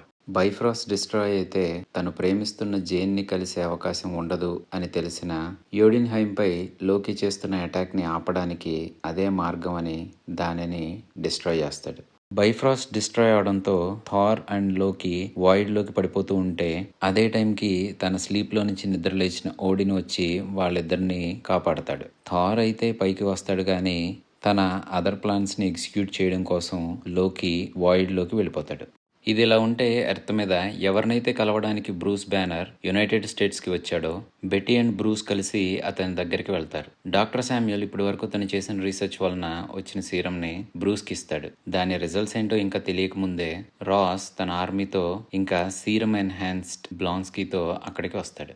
బ్యానర్ ఇప్పటి వరకు తను పంపించిన బ్లడ్ శాంపిల్స్తో డాక్టర్ శామ్యుయల్ తన బ్లడ్లో ఉన్న రేడియేషన్ని క్యూర్ చేయడానికి సీరంని జనరేట్ చేయడమే కాకుండా బ్యానర్ పంపించే స్మాల్ క్వాంటిటీ ఆఫ్ బ్లడ్ శాంపిల్స్ని కాన్సన్ట్రేట్ చేసి దాని నుంచి ప్లాస్మాని ఎక్స్ట్రాక్ట్ చేసి హ్యూమన్ డిసీజెస్ని క్యూర్ చేయడానికి అన్నట్టుగా టెస్ట్ సబ్జెక్ట్స్పై ప్రయోగాలు చేస్తూ ఉంటాడు. కానీ తను ట్రై చేసిన ప్రతి టెస్ట్ సబ్జెక్ట్ చనిపోయింది అని చెప్తాడు. దాంతో షాక్ అయిన బ్యానర్ మనం వెంటనే వీటన్నిటినీ నాశనం చేయాలి, ఎందుకంటే ఇది రాంగ్ హ్యాండ్స్లో పడితే అన్‌కంట్రోలబుల్ పవర్ ఉండే హల్క్ లాంటి మాన్‌స్టర్స్ వస్తే ప్రపంచ నాశనం తప్పదు అని అంటూ ఉండగా, రాస్ బ్రూస్‌ని క్యాప్చర్ చేస్తాడు. రాస్ బ్రూస్‌ని క్యాప్టివ్ చేసి అక్కడి నుంచి తీసుకువెళ్ళిపోతుంటే, బ్లాన్స్కీ మాత్రం శామ్యూల్‌ని గన్ పాయింట్‌లో పెట్టి, బ్రూస్ బ్లడ్ శాంపిల్స్ నుంచి జనరేట్ చేసిన సీరమ్‌ని తనకివ్వమని, లేకపోతే చంపేస్తాను అని అంటాడు. సూపర్ హ్యూమన్ స్ట్రెంగ్త్ ఇచ్చే సీరమ్‌ని తీసుకున్న తర్వాత బ్లాన్స్కీకి ఇంకా ఏదో కావాలనిపించి హల్క్ లాగా మారాలని అనుకుంటాడు. కానీ అతను మారేది అబామినేషన్‌గా. రాస్ బెటీ అండ్ బ్రూస్‌ని తీసుకుని అక్కడి నుంచి వెళ్ళిపోతూ ఉంటే, అబామినేషన్ సిటీని డిస్ట్రాయ్ చేస్తూ తనకు అడ్డొచ్చిన వాళ్ళందరినీ చంపేస్తూ ఉంటాడు. అది తెలుసుకున్న బ్రూస్ తనని ఎలాగైనా అక్కడికి తీసుకువెళ్ళమని, అబామినేషన్ని ఆపగలిగేది హల్క్ ఒక్కడే అని రాస్‌ని బ్రతిమలాడడంతో బ్రూస్‌ని కిందకి వెళ్ళడానికి రాస్ ఒప్పుకుంటాడు. కానీ అప్పటికి బ్రూస్ అండ్ హల్క్ వేరువేరు పర్సనాలిటీస్‌గా ఉంటారు కాబట్టి, హల్క్‌ని తను కంట్రోల్ చేయలేడు కాబట్టి ప్లేన్‌లో నుంచి కిందకి దూకేస్తాడు బ్రూస్. ఎందుకంటే తన ప్రాణాలకు ప్రమాదం ఉన్నప్పుడు హల్క్ ఖచ్చితంగా వస్తాడు కాబట్టి. కింద పడిన తర్వాత అక్కడుండేది బ్రూస్ కాదు, హల్క్. అబామినేషన్‌కి, హల్క్‌కి మధ్య చాలాసేపు ఫైట్ జరిగిన తర్వాత రాస్ అండ్ బెట్టీని కాపాడి హల్క్ అబామినేషన్‌ని న్యూట్రలైజ్ చేస్తాడు. ఒకరినొకరు ఎంతగా ప్రేమించుకున్నప్పటికీ బెట్టీ అండ్ బ్రూస్ కలిసి ఉండలేరు అని వాళ్ళిద్దరికీ తెలుసు కాబట్టి, తన దగ్గరికి వచ్చిన బెట్టీ కన్నీటి చుక్కను తీసుకుని తన పేరుని చెప్పి హల్క్ అక్కడి నుంచి వెళ్ళిపోతాడు. అప్పటినుంచి హల్క్‌ని నయం చేయాలి అని ఏదో ఒక క్యూర్ కోసం వెతుక్కోకుండా, బ్రూస్ బ్యానర్ హల్క్‌లా మారకుండా ఉండేలా తన కోపాన్ని తాను కంట్రోల్‌లో పెట్టుకోవడానికి ట్రై చేస్తూ ఉంటాడు. ఒక సంవత్సరం తరువాత గత 70 ఏళ్లుగా ఐస్‌లో నిద్రపోతున్న స్టీవ్ రోజర్స్‌ని షీల్డ్ కనుక్కుంటుంది. స్టీవ్‌ని నిక్ ఫ్యూరీ తన కస్టడీలో ఉంచుతాడు. ఒకవేళ తను నిద్రలేస్తే తనకి తన జీవితంలో 70 ఏళ్లు నిద్రలోనే గడిపాడు అని వెంటనే తెలియకుండా ఉండాలని, తన చుట్టూ తను ఐస్‌లోకి వెళ్ళడానికి ముందు ఉన్న పరిస్థితుల్ని క్రియేట్ చేస్తారు. నిద్రలోంచి లేచిన స్టీవ్ తన పక్కనే ప్లే అవుతున్న యాంకీస్ బేస్‌బాల్ గేమ్‌ని విని, తను ఐస్‌లోకి వెళ్ళడానికి ముందు ఆల్రెడీ ఆ గేమ్‌కి తను వెళ్ళి ఉండడం వలన తను ఒక ట్రాప్‌లో ఉన్నాను అన్నట్టుగా రియలైజ్ అయ్యి అక్కడి నుంచి బయటికొచ్చేస్తాడు. బయటికి వచ్చిన తను తనకు తెలిసిన ప్రపంచమంతా మారిపోయి ఉన్నప్పటికీ, నిక్ ఫ్యూరీ "నువ్వు 70 ఏళ్లుగా నిద్రలో ఉన్నావు కెప్టెన్" అని చెప్పినప్పటికీ, తనకు తెలిసినంత వరకు కొన్ని సెకండ్స్ క్రితం తన లవర్ అయిన పెగ్గీ కార్టర్‌తో తను ఒప్పుకున్న డేట్ గురించి ఆలోచించి బాధపడతాడు. ఇదిలా ఉంటే థానోస్ యూనివర్స్‌లో ఉన్న ఒక్కొక్క ప్లానెట్‌కి వెళ్ళి అక్కడ సగం జనాభాని చంపి వాళ్ళ దగ్గరున్న రిసోర్సెస్‌ని తీసుకుంటూ అలా ప్లానెట్స్ అన్నీ బ్యాలెన్స్ చేస్తున్నాను అనుకునే టైంలో తనకి 6 ఇన్ఫినిటీ స్టోన్స్‌ని యూజ్ చేసి దీనికంటే బెటర్ అండ్ ఎఫిషియెంట్ వేలో యూనివర్స్‌లో ఉండే హాఫ్ పాపులేషన్‌ని ఒకేసారి లేపేయొచ్చు అని తెలుస్తుంది. వాటిని ఒక్కొక్కటిగా గ్యాదర్ చేద్దాం అనుకుని ముందుగా ఎర్త్‌పై ఉన్న స్పేస్ స్టోన్‌ని తీసుకురావడం కోసం లోకీని వాడుకుంటాడు. బైఫ్రాస్ట్ డిస్ట్రాయ్ అయిన తర్వాత వాయిడ్లో పడిపోయిన లోకి ఆస్ట్రాయిడ్ ఫీల్డ్లో ఉన్న చిటారిని కలవడంతో వాళ్ళు అతనికి మైండ్ స్టోన్ ఉన్న సెప్టర్ని ఇచ్చి ఎర్త్ మీద ఉన్న స్పేస్ స్టోన్ని థానోస్ కోసం రిట్రీవ్ చేయమని అడుగుతారు. అప్పటికే నిక్ ఫ్యూరీ డాక్టర్ సెల్విక్ని టెసరాక్పై ఎక్స్పెరిమెంట్స్ చేయడానికి హైర్ చేసుకుని ఉంటాడు కాబట్టి సెల్విక్ టెసరాక్పై ఎక్స్పెరిమెంట్స్ చేస్తూ ఉంటాడు. హాకై అయిన క్లింట్ బాటన్ తనని మానిటర్ చేస్తూ ఉంటాడు. ఇదే టైంలో సెప్టర్‌తో అక్కడికి వచ్చిన లోకి డాక్టర్ సెల్విక్‌ని, హాకైని తన సెప్టర్‌తో కంట్రోల్ చేసి తనతో పాటు టెసరాక్ట్‌ని కూడా తీసుకువెళ్ళిపోతాడు. దాంతో ఫ్యూరీ మనం ఒక వార్‌లో ఉన్నాం అని అనౌన్స్ చేయడంతో అవెంజర్ ఇనిషియేటివ్ లిస్ట్‌లో ఉన్న మెంబర్స్‌ని రిక్రూట్ చేసుకోవడానికి షీల్డ్ మెంబర్స్ బయలుదేరతారు. కల్సన్ బ్యానర్‌ని తీసుకురమ్మని నటాషాకి ఫోన్ చేస్తే తను ఆల్రెడీ రష్యాలో ఒక మిషన్‌లో ఉంటుంది కాబట్టి నేను రాను అని అంటుంది. కానీ హాకై లోకీ క్యాప్టివిటీలో ఉన్నాడు అని కల్సన్ చెప్పిన వెంటనే అక్కడి నుంచి బయలుదేరుతుంది. నటాషా కల్కటాలో ఉన్న బ్రూస్ బ్యానర్ దగ్గరికి వెళ్ళి షీల్డ్ హ్యాండ్ ఓవర్లో ఉన్న టెసరాక్ట్ని లోకి తీసుకువెళ్ళాడని, అది ఎమిట్ చేసే లో లెవెల్ గామా రేడియేషన్ని రీడ్ చేయడంలో తను మాత్రమే ఎక్స్పర్ట్ కాబట్టి తన దగ్గరికి వచ్చానని, టెసరాక్ట్ని లోకి దగ్గర నుంచి హ్యాండ్ ఓవర్ చేసుకోపోతే దాని వలన చాలామంది చనిపోయే అవకాశం ఉంది కాబట్టి అవెంజర్స్ టీంలోకి రమ్మని అడుగుతుంది. టెసరాక్ట్ పేరు చెప్పి తనని బంధించాలని షీల్డ్ అనుకుంటుంది అని మొదట అనుమానపడిన తర్వాత వస్తానంటాడు బ్యానర్. అలాగే కల్సన్ టోనీ స్టార్క్ని రిక్రూట్ చేసుకోవడానికి తన టవర్కి వెళ్తాడు. టోనీ స్టార్క్ అప్పుడే తన టవర్ మొత్తానికి క్లీన్ ఎనర్జీని సప్లై చేసే ఆర్క్ రియాక్టర్ని ఇన్స్టాల్ చేసి పెప్పర్తో సెలబ్రేషన్లో ఉంటాడు. అవెంజర్స్లోకి వెళ్ళడం స్టార్క్కి ఇష్టం లేకపోయినా పెప్పర్ "నువ్వు జాబ్ని ఫినిష్ చేసి వస్తే నేను నీకోసం వెయిట్ చేస్తూ ఉంటాను" అని చెప్పడంతో స్టార్క్ ఒప్పుకుంటాడు. అలాగే వరల్డ్ వార్ తర్వాత 70 ఏళ్ల నిద్రలో నుంచి బయటికి వచ్చిన కెప్టెన్ ఫ్యూరీ అవెంజర్స్ టీంలోకి రమ్మని అంటే మొదట ఇష్టం లేకపోయినా టెసరాక్ట్ని యూజ్ చేసి సెకండ్ వరల్డ్ వార్ టైంలో స్మిత్ చేసిన డ్యామేజ్ తెలుసు కాబట్టి టీంలోకి జాయిన్ అవుతాడు. ఇదే టైంలో లోకి డాక్టర్ సెల్విక్తో టెసరాక్ట్ని యూజ్ చేసి వార్మ్ హోల్ని క్రియేట్ చేయించడానికి ట్రై చేస్తూ ఉంటాడు. దాని ద్వారా చిటారి ఆర్మీని ఎర్త్ మీదకి తీసుకొచ్చి ఎర్త్ని తను రూల్ చేయాలి అని లోకి ప్లాన్. వార్మ్ హోల్కి కావాల్సిన మెటీరియల్ని తీసుకురావడానికి క్లింట్ బాటన్తో కలిసి లోకి జర్మనీ వెళ్తాడు. షీల్డ్ ఆల్రెడీ లోకి కోసం గ్లోబల్ సర్వేలెన్స్ చేస్తుంది కాబట్టి లోకి జర్మనీలో ఉన్నాడని తెలుసుకుని తనని క్యాప్చర్ చేయడానికి కెప్టెన్ అమెరికాని పంపిస్తుంది. తన ఆధిపత్యాన్ని చూపించుకోవడానికి ఒక ఇన్నోసెంట్ సివిలియన్ని లోకి చంపబోతుంటే సరిగ్గా అదే సమయానికి కెప్టెన్ అమెరికా వచ్చి తనని కాపాడతాడు. లోకితో ఒక్కడే ఫైట్ చేయడానికి కెప్టెన్ కొంచెం ఇబ్బంది పడుతూ ఉంటే ఐరన్ మ్యాన్ అక్కడికి రావడంతో వార్ వన్ సైడ్ అయింది అన్నట్టుగా లోకి తనంతట తానే సరెండర్ అవుతాడు. లోకిని తీసుకుని వాళ్ళందరూ తిరిగి వెళ్తూ ఉంటే అదే టైంకి థార్ అక్కడికి వస్తాడు. యాస్గార్డ్ నుంచి 9 రెల్మ్స్లో ఎక్కడికైనా ట్రావెల్ చేయడానికి ఉపయోగపడే బైఫ్రాస్ట్ డిస్ట్రాయ్ అయినప్పటికీ ఓడిన్ తన దగ్గరున్న డార్క్ మ్యాజిక్తో థార్ని ఎర్త్ మీదకి పంపించగలుగుతాడు. టెసరాక్ట్ని తీసుకుని ఆస్గార్డ్కి వెళ్దాం రమ్మని థార్ లోకీకి చెప్తూ ఉంటే కరెక్ట్గా అదే టైంకి ఐరన్ మ్యాన్ వచ్చి థార్తో ఫైట్ చేస్తాడు. మొనాకో ఐవన్ అటాక్ టైంలో తన దగ్గరున్న మార్క్ 5 ఆర్క్ రియాక్టర్తో డ్రైవ్ అయ్యే విప్స్తో ఐవన్ తనపై అటాక్ చేసినప్పుడు ఆ విప్స్ నుంచి వచ్చిన ఎనర్జీని మార్క్ 5 తట్టుకోలేకపోతుంది. దానిని కరెక్ట్ చేస్తూ తను అప్గ్రేడ్ చేసుకున్న mark 6 iron man suit Thor తన హేమర్తో తనపై లైట్నింగ్ స్ట్రైక్ అటాక్ చేసినప్పటికీ ఆ లైట్నింగ్ స్ట్రైక్ని తట్టుకోవడమే కాకుండా మార్క్ 6 సూట్ లైట్నింగ్ ఎనర్జీ మొత్తాన్ని అబ్జర్వ్ చేసుకుని సూట్ పవర్ని 400% కెపాసిటీకి పెంచుతుంది. వాళ్ళ నాన్న అప్పుడే తెచ్చిన టాయ్ కోసం ఇద్దరు పిల్లలు కొట్టుకున్నట్టుగా థార్ అండ్ ఐరన్ మ్యాన్ కొట్టుకుంటూ ఉంటే కెప్టెన్ అమెరికా అక్కడికి రావడంతో వాళ్ళందరూ ఒకే సైడ్ ఉన్నారని రియలైజ్ అవుతారు. దాంతో లోకీని షీల్డ్ కస్టడీకి ఇవ్వడానికి థార్ ఒప్పుకుంటాడు. క్యాప్చర్ చేసిన లోకీని హల్క్కి కాంటింజెన్సీ ప్లాన్గా షీల్డ్ క్రియేట్ చేసిన ఒక కేజ్లో పెడతారు. స్టార్క్ అండ్ బ్యానర్ లోకీ సెప్టర్ని అనలైజ్ చేస్తూ టెసరాక్ట్ ఎక్కడుందో వెతకడానికి కావాల్సిన ప్రోగ్రామ్ని రెడీ చేస్తారు. అదే టైంలో స్టార్క్ సానిక్ సౌండ్ వేవ్స్ని కూడా రెసిస్ట్ చేయగలిగే భయంకరమైన మాన్స్టర్ అయిన హల్క్ని నువ్వు ఎలా కంట్రోల్లో పెట్టుకోగలిగావు అని బ్యానర్ని అడుగుతాడు. అక్కడికి వచ్చిన captain Stark and Banner Fury వాళ్ళకి నిజం చెప్పకుండా ఏదో దాస్తున్నాడు అని అనడంతో కెప్టెన్ కూడా అనుమానపడి అదే షిప్లో ఉన్న స్టోరేజ్ని చెక్ చేయడంతో తనకి వెపన్స్ దొరుకుతాయి. నిజానికి షీల్డ్ అప్పటి వరకు తన హ్యాండ్ ఓవర్లో ఉన్న టెసరాక్ట్ని యూజ్ చేసి మాస్ డిస్ట్రక్షన్కి కావాల్సిన వెపన్స్ని తయారు చేస్తూ ఉంటుంది. ఎందుకు ఇలా చేస్తున్నారు అని ఫ్యూరీని వాళ్ళు అడగడంతో ఈ యూనివర్స్లో మనం ఎలోన్ కాదని చుట్టూ గాడ్ లెవెల్ థ్రెట్స్ ఉంటే వాటి నుండి మనల్ని మనం కాపాడుకోవడానికి ఈ విధమైన వెపన్స్ మనకి అవసరం, అందుకే షీల్డ్ టెసరాక్ట్ని యూజ్ చేసి వెపన్స్ని క్రియేట్ చేయడానికి ట్రై చేస్తుంది అని చెప్పాడు. టీం ఇంకా యునైట్ కాకపోవడంతో ఒకళ్ళ మీద ఒకళ్ళకి నమ్మకం లేక ఒకరిని ఒకళ్ళు తిట్టుకుంటూ ఉంటారు. స్టార్క్ ఒక సెల్ఫిష్ పర్సన్ అని, ఎలాంటి పరిస్థితుల్లో అయినా తన గురించి తాను ఆలోచించుకోవడమే తప్ప సాక్రిఫైస్ చేయడానికి ఎప్పుడు రెడీ ఉండడని, స్టార్క్ దగ్గర ఉన్న వాటిల్లో ఏవీ లేని తనకు తెలిసిన కొంతమంది స్టార్క్ కంటే 10 రెట్లు బెటర్ అని తనంటే స్టీవ్ ఒక ల్యాబొరేటరీ ఎక్స్పెరిమెంట్ అని, స్టీవ్ గురించి ప్రపంచమంతా గొప్పగా అనుకునే ప్రతిదీ ఒక బాటిల్లో నుంచి వచ్చిందే అని స్టార్క్ అంటాడు. వాళ్ళల్లో వాళ్లే తిట్టుకోవడం చూసి ఆశ్చర్యపోయిన థార్ మీ మధ్య మీకు యూనిటీ లేక ఒకరితో ఒకరు కొట్టుకుంటున్నారు అని థార్ వాళ్ళని ఎగతాళి చేస్తాడు.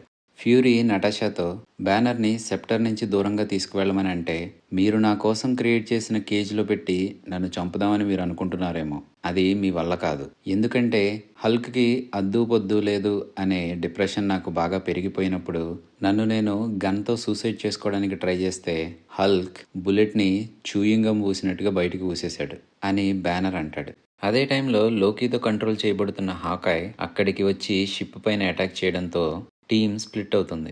అప్పటికే తన చుట్టూ జరుగుతున్న పిల్ల చేష్టలను చూసి సహనం కోల్పోయిన బ్యానర్ హల్క్లో మారతాడు. నటాషాని అటాక్ చేయబోతుంటే థార్ రావడంతో థార్కి హల్క్కి మధ్య ఆ షిప్లో ఫైట్ జరుగుతుంది. అది అలాగే కొనసాగితే షిప్ డిస్ట్రాయ్ అయిపోతుందని షీల్డ్ ఒక బర్డ్ని పంపించి హల్క్ ఆ షిప్ నుంచి బయటికి వెళ్ళిపోయేలా చేస్తుంది. అప్పటి వరకు కొట్టుకుందామా వద్దా అని అనుకుంటున్న స్టార్క్ అండ్ స్టీవ్ కలిసి హాకై చేసిన అటాక్లో డ్యామేజ్ అయిన ఆ షిప్ ఇంజిన్ని రిపేర్ చేయడానికి టీమప్ అవుతారు. షిప్ నుంచి దూరంగా వెళ్ళిపోయిన హల్క్ బ్యానర్లా మారతాడు. షిప్ లోపలికి వచ్చిన హాకైని నటాషా తలపైన గట్టిగా ఒకటి పీకడంతో తను ఆ సెప్టర్ మాయలో నుంచి బయటికి వస్తాడు. షిప్ ఇంజిన్ని రిపేర్ చేసి లోపలికి వచ్చిన కెప్టెన్ అండ్ ఐరన్ మ్యాన్తో ఫ్యూరీ మీ మధ్య జరిగిన రచ్చలో లోకి తప్పించుకుని వెళ్ళిపోయాడని, తను వెళ్తూ వెళ్తూ తన బెస్ట్ ఏజెంట్ అయిన కల్సన్ని చంపేశాడని, చనిపోయే ముందు తన పాకెట్‌లో ఉన్న కెప్టెన్ అమెరికా ట్రేడింగ్ కార్డ్స్ ఇవిగో అని వాళ్ళకిస్తాడు. తననే కాకుండా ఈ ప్రపంచం మొత్తాన్ని కాపాడగలిగే సూపర్ హీరోస్ టీమ్ తన చుట్టూ ఉందని కల్సన్ అనుకున్నాడని, కానీ అది ఒక కలగా మిగిలిపోతుంది అనే నిజంతో తను చనిపోయాడని ఫ్యూరీ వాళ్ళకి చెప్పడంతో కల్సన్ బ్లడ్‌తో తడిచిన కెప్టెన్ అమెరికా ట్రేడింగ్ కార్డ్స్‌ని కెప్టెన్ తన చేతుల్లోకి తీసుకుంటాడు. అలాగే లోకి ఇవన్నీ పిల్ల చేష్టలు కాబట్టి తను చేయాలనుకుంటున్న పనికి ఆడియన్స్ కావాలనుకుంటాడు కాబట్టి మ్యాన్హాటన్ మధ్యలో ఉన్న స్టార్ టవర్ పైన టెసరాక్ట్ని యూజ్ చేసి తనేదో చేయబోతున్నాడు అని రియలైజ్ అయ్యి మిగిలి ఉన్న టీం అక్కడికి స్టార్ట్ అవుతారు. మేరియా హిల్ ఫ్యూరీతో ఆ ట్రేడింగ్ కార్డ్స్ నిజానికి కల్సన్ లాకర్లో ఉండాలి కదా, తన పాకెట్లో ఉన్నాయని ఎందుకు చెప్పావు అని అడిగితే ఒకళ్ళపై ఒకళ్ళకి నమ్మకం లేని సెల్ఫ్ సెంటర్డ్గా ఉన్న ఆ టీం మెంబర్స్ కలిసి టీమ్గా పనిచేయాలి అంటే వాళ్ళకి ఒక మోటివేషన్ కావాలి. అది కల్సన్కి కూడా తెలుసు. అందుకే తన లాకర్లో ఉన్న కార్డ్స్ని నేనే తన పాకెట్లో ఉన్నాయని అలా చెప్పాను అని అంటాడు ఫ్యూరీ. లోకి ఎస్కేప్ అయ్యేటప్పుడు థార్ని షిప్లో నుంచి కిందకి పడేసి అక్కడి నుంచి వెళ్ళిపోతాడు. షిప్ నుంచి బయలుదేరిన వాళ్ళల్లో టోనీ స్టార్ టవర్కి ముందుగా చేరుకున్నప్పటికీ అప్పటికే డాక్టర్ సెల్విక్ తను బిల్డ్ చేసిన మిషన్తో పోర్టల్ని ఓపెన్ చేస్తాడు. ఆ పోర్టల్లో నుంచి ఎప్పుడెప్పుడు వద్దామా అని ఎదురు చూస్తున్న చిటారి ఆర్మీ ఎర్త్ మీదకి రావడంతో అవెంజర్స్ న్యూయార్క్ బ్యాటిల్ మొదలవుతుంది. పోర్టల్లోంచి బయటకు వస్తున్న ఆర్మీతో ఐరన్ మ్యాన్ మొదట ఎంగేజ్ అయితే తన వెనకే వచ్చిన Natasha, Hawkeye, captain America join అవుతారు. తర్వాత షిప్లో నుంచి స్ప్లిట్ అయిన థార్ అండ్ బ్యానర్ కూడా అక్కడికి చేరుకుంటారు. టోనీ లెవితాన్ని టీం వైపు తీసుకువస్తూ ఉంటే అప్పుడే అక్కడికి రీచ్ అయిన బ్యానర్తో కెప్టెన్, నువ్వు కోపం తెచ్చుకోవాల్సిన టైం వచ్చింది బ్యానర్ అని అనడంతో నేను ఎప్పుడూ కోపంగానే ఉంటాను కెప్టెన్ అని బ్యానర్ హల్క్లా మారి ఒకే ఒక్క పంచ్తో లెవితాన్ని కంప్లీట్గా డిస్ట్రాయ్ చేస్తాడు. ఏం చేయాలో చెప్పమని ఐరన్ మ్యాన్ అనడంతో కెప్టెన్ హాకైని ఒక బిల్డింగ్ మీద నుంచి ఎక్కడ అటాక్ జరుగుతుందో లైవ్ అప్డేట్స్ ఇవ్వమని, వాళ్ళు ఫైట్ని కంటైన్ చేద్దాం అనుకుంటున్న పెరిమీటర్ని దాటి బయటికి వెళ్ళనివ్వకుండా ఐరన్ మ్యాన్ని చూసుకోమని, థార్ దగ్గర ఉన్న లైట్నింగ్ని యూజ్ చేసి పోర్టల్లో నుంచి వచ్చే ఆర్మీని స్లో డౌన్ చేయమని, నటాషాతో కింద ఉండి మనం ఫైట్ చేద్దామని, అలాగే హల్క్తో దొరికింది దొరికినట్టుగా స్మాష్ చేస్తూ దుమ్మురేపు అని చెప్తాడు. ఎర్త్ని డిస్ట్రాయ్ చేయడానికి ఓపెన్గా ఉన్న పోర్టల్లో నుంచి దూసుకు వస్తున్న చిటారీ ఆర్మీతో తలపడడానికి అక్కడ అసెంబ్ల్ అయిన వాళ్ళల్లో అత్యంత బలవంతులు ఉన్నప్పటికీ వాళ్ళందరినీ లీడ్ చేయగలిగేది ఒక వార్ హీరో అయిన కెప్టెన్ మాత్రమే అని టోనీ రియలైజ్ అవుతాడు. ఒక కేవ్లో క్యాప్టివిటీలో ఉన్నప్పటికీ తనని క్యాప్చర్ చేసిన టెర్రరిస్ట్ తనని చంపేస్తారు అని తెలిసినప్పటికీ తనకున్న తెలివితేటలతో అక్కడ దొరికిన స్క్రాప్తో ఆర్క్ రియాక్టర్ని క్రియేట్ చేసి అక్కడి నుంచి ఎస్కేప్ అయి తన లైఫ్ని కాపాడుకోవడమే కాకుండా ఒక సూపర్ హీరోగా ట్రాన్స్ఫార్మ్ అయిన టోనీ స్టార్క్ స్వతహాగానే ఒక జీనియస్ అలాగే బిలీనీర్ అయి ఉండడంతో ఎవరి మాట వినకుండా చాలా రెక్లెస్గా యారగెంట్గా ఉంటాడు. అలాంటి టోనీ స్టార్క్ ఏం చేయమంటావో చెప్పు కెప్టెన్ అని కెప్టెన్ కమాండ్ని తీసుకుని ఆ బ్యాటిల్లో కెప్టెన్ చెప్పింది చేస్తాడు. కెప్టెన్ ఒక old man, out of time నుంచి వచ్చాడు. ఇప్పుడు ప్రపంచం ఉన్న పరిస్థితుల్లో తను పనికిరాడు అనుకుంటున్న వాళ్ళ అనుమానాలన్నింటినీ సమూలంగా నాశనం చేస్తూ అప్పటి వరకు తనకు అంతగా పరిచయం లేని వాళ్ళందరూ తన టీంలోకి వస్తే వాళ్ళ బలాబలాలేంటో తెలుసుకుని ఎవరితో ఏది చేయిస్తే ఆ బ్యాటిల్ని వాళ్ళు విన్ అవ్వడానికి అవకాశాలు పెరుగుతాయో ఆ ఎఫిషియెంట్ బ్యాటిల్ స్ట్రాటజీని అప్పటికప్పుడు ఫామ్ చేసి తన టీంని ఎఫెక్టివ్గా లీడ్ చేస్తూ ఆ సిచ్యువేషన్ని తన కంట్రోల్లోకి తెచ్చుకుంటాడు కెప్టెన్. టీం చిటారి ఆర్మీతో ఫైట్ చేస్తూ బిజీగా ఉన్నప్పటికీ తను ఇటు చిటారి ఆర్మీతో ఫైట్ చేస్తూ అలాగే చాలా మంది సివిలియన్స్ని కూడా కాపాడతాడు. ఫైట్ మధ్యలో లోకి దగ్గరికి వచ్చిన హల్క్తో నేనొక గాడ్ని, నా ముందు మీరందరూ పిల్లబచ్చాలు అంటున్న లోకి కాళ్ళు పట్టుకుని తన బుర్రకి పట్టిన తుప్పు వదిలేలా బట్టలు ఉతికినట్టు ఉతుకుతాడు హల్క్. అప్పటి నుంచి హల్క్ అంటే లోకికి భయం పట్టుకుంటుంది. అక్కడ ఉన్న సివిలియన్స్ని కాపాడుతూ చిటారి ఆర్మీతో ఫైట్ చేస్తూ సిచ్యువేషన్ని కంటైన్ చేద్దాం అని వాళ్ళు ఎంతలా ట్రై చేస్తున్నా ఓపెన్గా ఉన్న ఆ పోర్టల్లో నుంచి ఆర్మీ వస్తూనే ఉండడంతో డ్యామేజ్ రేడియస్ పెరుగుతూ ఉంటుంది. దాంతో వరల్డ్ కౌన్సిల్ మెంబర్స్ మనోళ్ళు పోయినా పర్లేదు, సిచ్యువేషన్ కంట్రోల్ అవ్వాలి, అలాగే ఆ ఏలియన్స్ పోవాలి అంటే బ్యాటిల్ జరుగుతున్న ప్లేస్లో న్యూక్లియర్ బాంబుని వేద్దాం అని అంటారు. దానికి ఫ్యూరీ ఒప్పుకోడు. తన అథారిటీని ఓవర్ రైడ్ చేస్తూ డైరెక్ట్ ఆర్డర్స్ ఇవ్వడంతో ఒక న్యూక్లియర్ బాంబ్ లాంచ్ అవుతుంది. తనకు తగిలిన దెబ్బతో కాన్షియస్గా అయిన సెల్విక్ లోకి స్పెల్లో ఉన్నప్పటికీ ఆ పోర్టల్ని క్లోజ్ చేసేలా తను ఒక సేఫ్టీ ట్రిగ్గర్ని అక్కడ పెట్టాడని, లోకి దగ్గర ఉన్న స్టాఫ్తో దాన్ని క్లోజ్ చేయొచ్చని నటాషాతో చెప్పడంతో నటాషా ఆ స్టాఫ్ని తీసుకుని పోర్టల్ని క్లోజ్ చేస్తాను అని టీంతో చెప్తుంది. అప్పటికే ఫ్యూరీ టోనీ స్టార్క్తో వాళ్ళ వైపు ఒక న్యూక్లియర్ బాంబు వస్తుంది అని వార్న్ చేసి ఉంచడంతో టోనీ నటాషాతో ఆ పోర్టల్ని క్లోజ్ చేయొద్దని, వాళ్ళ వైపు వస్తున్న న్యూక్ని ఎక్కడికి పంపించాలో తనకు తెలుసు అని దాన్ని తీసుకుని ఆ వామ్ హోల్ వైపు వెళ్తూ ఉంటాడు. బ్యాటిల్ అప్పటికే చాలాసేపటి నుంచి జరుగుతూ ఉండడంతో టోనీ ఆర్మర్లో ఉన్న పవర్ తగ్గిపోయి ఉంటుంది. న్యూక్తో వామ్ హోల్లోకి వెళ్తున్న టోనీ స్టార్క్తో జార్వేస్ పెప్పర్కి కాల్ చేయమంటారా బాస్ అని అడగడంతో చేయమని అంటాడు. ఆ వామ్ హోల్లోకి వెళ్ళడం అనేది most likely one way trip అని అందరికీ తెలుసు. ఆ బ్యాటిల్లో ఏం జరుగుతుందో న్యూస్లో చూస్తున్న పెప్పర్ ఫోన్ని ఆన్సర్ చేయకపోవడంతో టోనీ వామ్ హోల్లోకి వెళ్ళిపోతాడు. ఆ న్యూక్ని చిటారీ ఆర్మీని కంట్రోల్ చేస్తున్న స్పేస్ షిప్ అయి వదిలి అది డిటనేట్ అవ్వడం చూస్తూ ఆ వామ్ హోల్లో నుంచి మళ్ళీ ఎర్త్ మీదకి పడిపోతాడు. కానీ అప్పటికే తన ఆర్మర్లో జ్యూస్ అయిపోవడంతో ఫ్రీ ఫాల్ అవుతున్న టోనీ స్టార్క్ని హల్క్ కాపాడతాడు. న్యూయార్క్ బ్యాటిల్ ఎండ్ అవుతుంది. టీం సెలబ్రేట్ చేసుకుంటారు. లోకి సెప్టర్ని షీల్డ్ హ్యాండ్ ఓవర్ చేసుకుంటుంది. నిజానికి షీల్డ్లోనే పారాసైట్గా ఉన్న హైడ్రా హ్యాండ్ ఓవర్ చేసుకుంటుంది. తర్వాత లోకీని టెస్రాక్ని తీసుకుని థార్ ఆస్గార్డ్కి వెళ్ళిపోతాడు. కానీ ఆ బ్యాటిల్లో జరిగిన డ్యామేజ్లో చాలామంది జనాలు చనిపోతారు. అందులో కేట్ బిషప్ ఫాదర్ అయిన డెరెక్ బిషప్ కూడా ఉంటాడు. కానీ ఆ టైంకి హాకాయ్ వేసిన బాణంతో కేట్ బిషప్ అయితే బతికిపోతుంది. సో తనని కాపాడిన హాకాయ్ని ఇన్స్పిరేషన్గా తీసుకుని తను కూడా ఆర్చరీని మాస్టర్ చేయడానికి డిసైడ్ అవుతుంది. కొన్ని రోజుల తర్వాత సాల్వేజ్ కంపెనీని రన్ చేసుకునే ఏడ్రియన్ ఆ న్యూయార్క్ బ్యాటిల్లో జరిగిన మెస్ని క్లీన్ చేయడానికి కాంట్రాక్ట్ని తీసుకుంటాడు. కానీ టోనీ స్టార్క్ ఫెడరల్ గవర్నమెంట్తో కలిసి డిపార్ట్మెంట్ ఆఫ్ డ్యామేజ్ కంట్రోల్ని ఫామ్ చేస్తాడు. అదంతా ఏలియన్ క్రాప్ కాబట్టి దానిని కేర్ఫుల్గా సాల్వేజ్ చేయాలని వాళ్ళు మేము హ్యాండ్ ఓవర్ చేసుకుంటామని అంటే ఏడ్రియన్ ఇది హ్యూజ్ కాంట్రాక్ట్ కాబట్టి తన దగ్గర ఉన్న సేవింగ్స్ అన్ని దీని మీదే పెట్టాను, ఇప్పుడు మీరు తీసుకువెళ్ళిపోతే నేను రోడ్డు మీదకి వచ్చేస్తాను అని అంటాడు.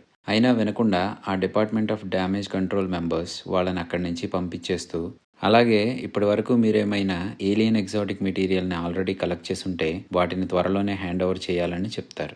చేతిలో ఉన్న ఒక్క ఆదాయం పోవడంతో ఏడ్రియన్ అండ్ గ్రూప్ మెంబర్స్ వాళ్ళు అప్పటి వరకు కలెక్ట్ చేసిన ఆ మెటీరియల్ని డిపార్ట్మెంట్ ఆఫ్ డ్యామేజ్ కంట్రోల్కి హ్యాండ్ ఓవర్ చేయకుండా వాటితో వాళ్ళు వెపన్స్ని క్రియేట్ చేసి బ్లాక్ మార్కెట్లో అమ్మడం స్టార్ట్ చేస్తారు. థార్ క్యాప్టివిటీలో ఆస్గార్డ్కి రీచ్ అయిన లోకీని ఓడిన్ మిగిలిన తన జీవితాన్ని డంజన్లో ఒక ప్రిజనర్గా బతకమని చెప్తాడు. ఎర్త్ మీద ఫ్యూరీ అండ్ వేరా ఎప్పటి నుంచో డేటింగ్లో ఉండడంతో అదే సంవత్సరం పెళ్లి చేసుకోవడానికి రెడీ అవుతారు. 2012 న్యూయార్క్ బ్యాటిల్ జరిగిన సంవత్సరానికి సరిగ్గా 5000 సంవత్సరాలకు ఒకసారి వచ్చే కన్వర్జెన్స్ మళ్ళీ మొదలవుతుంది. యూనివర్స్లో ఉండే 9 రెల్మ్స్ ఒకదాంతో ఒకటి అలైన్ అవడంతో స్ట్రేంజ్ ఫినామినస్ జరుగుతూ ఉంటాయి. ఈ కన్వర్జెన్స్ థార్ జీవితాన్ని ఎలా మలుపు తిప్పింది, అలాగే మిగతా మైటీ అవెంజర్స్ జీవితాల్లో న్యూయార్క్ బ్యాటిల్ తర్వాత జరిగిన సంఘటనలేంటి, ఎంసీయూ యూనివర్స్నే కాకుండా మల్టీవర్స్ని కూడా థ్రెటన్ చేయగలిగే ఒక పవర్ఫుల్ క్యారెక్టర్ క్రియేట్ చేయబడ్డానికి దారితీసిన సంఘటనలేంటి, అలాగే అదే టైంలో ప్లానెట్ ఎర్త్ బయట ఏం జరుగుతుంది, ఎంసీయూ సూపర్ హీరో కమ్యూనిటీలోకి కొత్తగా వచ్చి చేరబోయే క్యారెక్టర్స్ ఏంటి అనే వాటిని పార్ట్ 4లో చూద్దాం. ఇంతకు ముందుగా చెప్పినట్టుగానే ఇది ఎంత పెద్ద టైం లైనో ఒక వీడియోని చేయడానికి కూడా మాకు కూడా అంతే టైం పడుతుంది. కాబట్టి మీరు మా ఎఫర్ట్స్ని గుర్తించి పాజిటివిటీతో ఎంకరేజ్ చేస్తే పార్ట్ 4తో వీలైనంత త్వరలో మీ ముందుకు రావడానికి ట్రై చేస్తాం. అలాగే ఈ ఛానల్లో వచ్చే మిగతా కాంటెంట్ని కూడా మీరు ఎంకరేజ్ చేస్తారు అని ఆశిస్తున్నాం. వీలైనంత త్వరలో పార్ట్ 4తో మీ ముందుకు రావడానికి ట్రై చేస్తాం. అప్పటి వరకు take care. Thank you so much. Bye.